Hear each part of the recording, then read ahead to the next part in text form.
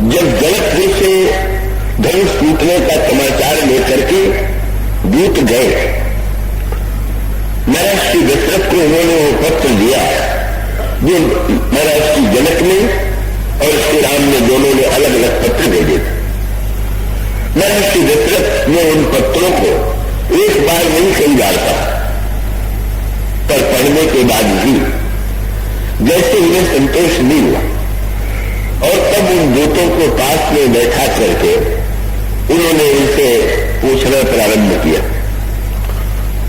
तो पहला तो उन्होंने नाता ही नया जोड़ लिया, भैया कहो।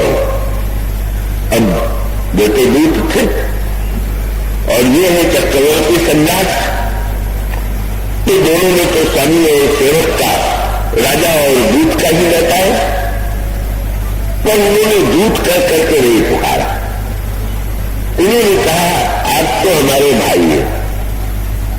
और उसका अभिप्राय क्या हुआ कि देखिए ये जो नाता जुड़ा, नया नाता, इसका आधार कौन है?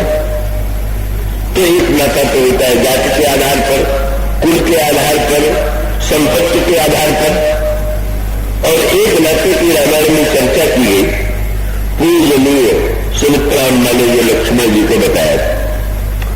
उनका संसार के लोग जाति पाति के आधार पर संबंध जोड़ते होंगे, और सुमित्रा अम्मा ने यही कहा कि पूजनीय प्रिय परम जहाते सब मान्य राम से रख। बस अब कृपया यहीं से पूरी परिभाषा से सुनेंगे। यदि आप शरीर है तो आप शरीर के नाते से नाता मानेंगे, और यदि आप ईश्वर के अंश है, जैसा कि रामायण में आगे चलकर के उत्तरकांड में भी कहा गया, ईश्वर अंश जीव अविनाशी, तो स्वभावतः जो नाता हम स्वीकार करेंगे वह नाता ईश्वर का ही नाता हो।